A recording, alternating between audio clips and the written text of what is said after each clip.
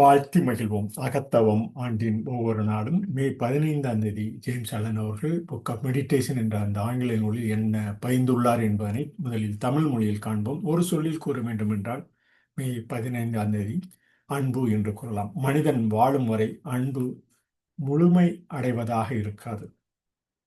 மனிதன் வாழும் வரை அன்பு முழுமை அடைவதாக இருக்காது.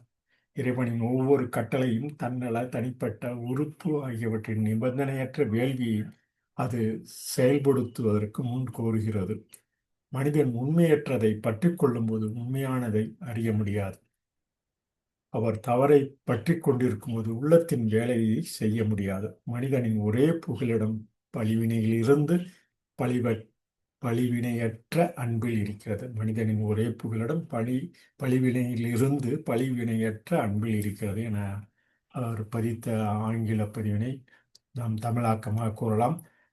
We can say it in acrostic on May 15th. Love, living on to various experience. Love is not complete until it is lived by man. Love is not complete until it is lived by man.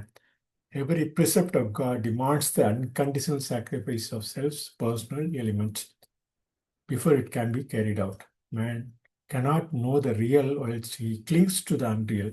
He cannot do the work of truth whilst he clings to error.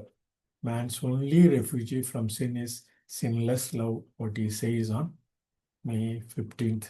You can say it in acrostic: love, living on to various experience. அன்பு என்ற ஒரு சொல்லில் மே 15ஆம் தேதி பதிவினை கூறலாம் என கூறி மே 15ஆம் தேதி பதிவினை இத்துடன் நிறைவு செய்கிறோம். நன்றி.